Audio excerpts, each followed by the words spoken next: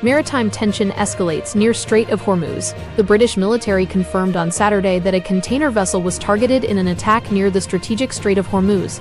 According to the United Kingdom Maritime Trade Operations Center, an unknown projectile struck the vessel approximately 25 nautical miles northeast of Oman. Initial reports indicate that several containers on board sustained damage during the incident. This development follows a separate confrontation earlier the same day, involving Iranian Revolutionary Guard gunboats and a tanker. The military center continues to monitor the situation, as regional security concerns intensify following these back-to-back maritime strikes. Authorities are currently assessing the full extent of the impact on commercial shipping lanes in the area. Next news. International Maritime Organization condemns regional maritime threats. GCC Secretary-General Jassim Mohammed Al-Budaiwi has formally welcomed a significant resolution adopted by the International Maritime Organization's Legal Committee during its 113th session. The resolution issues a strong condemnation regarding the closure of the Strait of Hormuz and various threats directed at regional vessels. It specifically highlights concerns over the potential deployment of sea mines and the implementation of unauthorized toll systems on transiting ships. The Secretary-General praised the United Arab Emirates for its instrumental role in drafting this resolution. He emphasized that the international community must work together to ensure the unimpeded passage of vessels in accordance with international law.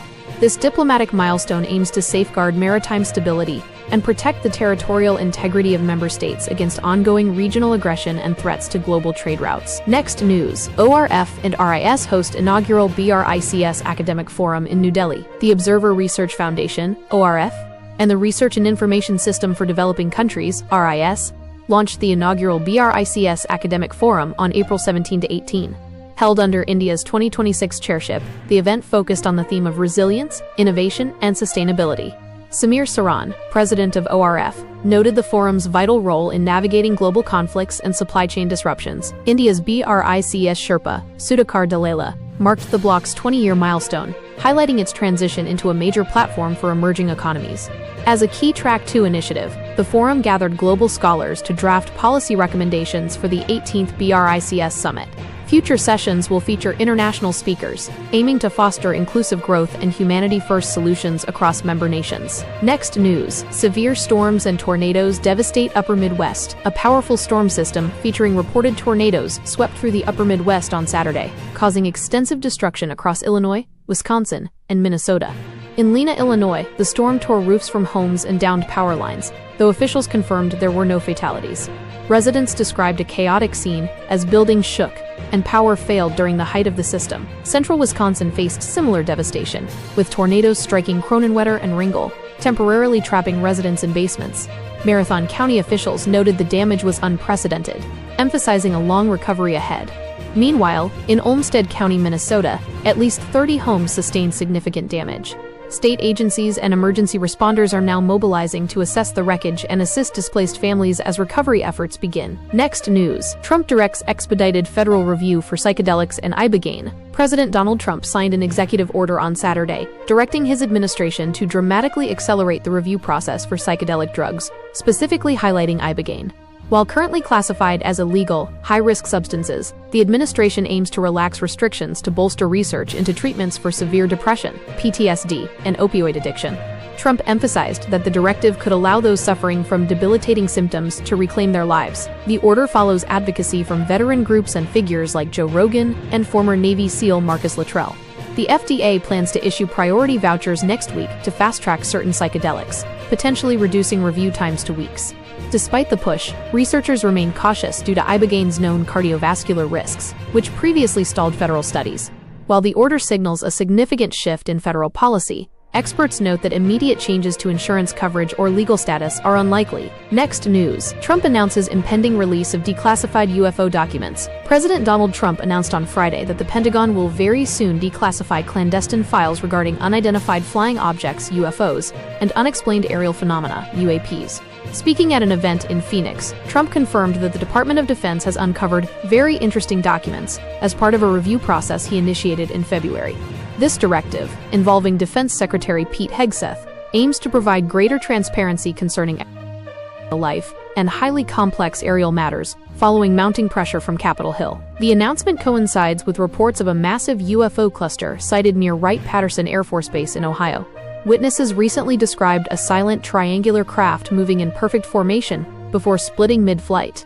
Public interest remains high as the administration prepares for the first wave of releases, which Trump claims will offer significant insights into these long-classified national security mysteries. Next news. Tensions surge as Iran restricts Strait of Hormuz following tanker attack. Tensions escalated on Saturday as IRGC-linked gunboats reportedly fired on a tanker 20 nautical miles northeast of Oman. The UK MTO confirmed the crew is safe, but the incident followed Tehran's decision to reimpose strict military control over the Strait of Hormuz. This move reverses a brief reopening and comes as Iran demands an end to the U.S. naval blockade. President Donald Trump stated that Iran got a little cute, but insisted the U.S. would not be blackmailed, maintaining the blockade until a nuclear deal is reached. While international diplomats, including UK Foreign Secretary Yvette Cooper, call for unimpeded shipping to protect the global economy, the U.S. military is reportedly preparing to seize Iran-linked vessels in international waters. Next news. Trump's strike prohibition catches Netanyahu off guard. Israeli Prime Minister Benjamin Netanyahu and his advisors were reportedly caught off guard on Friday after President Donald Trump declared that Israel is prohibited from conducting further strikes in Lebanon. In a social media post, Trump stated, "Enough is enough," asserting that the U.S. has barred further bombing. This announcement appeared to deviate from the terms of the newly brokered ceasefire, which took effect Thursday evening to halt 2 months of heavy conflict between Israel and Hezbollah. While the ceasefire agreement requires Israel to stop offensive operations, it explicitly allows for self-defense against imminent threats. The White House has not clarified if Trump's prohibition extends to these defensive actions, leading Israeli officials to seek urgent clarification. Despite the confusion, the truce remains a fragile attempt to stabilize the region after an Israeli offensive that Lebanese authorities say has claimed 2,000 lives. Regional leaders are now closely monitoring whether this directive signals a shift in U.S. policy regarding Israel's military autonomy in Lebanon. Next news. Supreme Leader Mojtaba Khamenei commends Army on Farvardin 29. Marking his first Army Day since ascending to leadership, Supreme Leader Ayatollah Sayed Mojtaba Khamenei issued a high-stakes message on Saturday praising the Islamic Republic of Iran Army, commending the military for its courageous defense during the recent 40-day conflict with the U.S.-Israeli coalition. Khamenei characterized their performance as a pivotal victory over disbelief and arrogance. He asserted that the conflict exposed the fundamental weaknesses of Iran's adversaries while reinforcing the nation's sovereignty. The address carried significant historical weight, coinciding with the birth anniversary of his father and predecessor, Ayatollah Sayed Ali Khamenei, who was killed during initial strikes in February. Mojtaba Khamenei emphasized that the army's evolution from the Pahlavi orbit to a people-centric force remains its greatest achievement.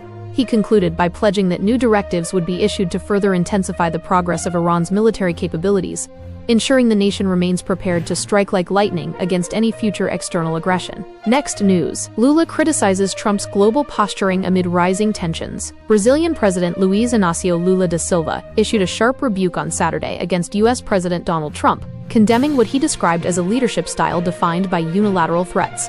Speaking at a summit of progressive leaders in Barcelona, Lula asserted that the world cannot afford to live under the shadow of constant intimidation.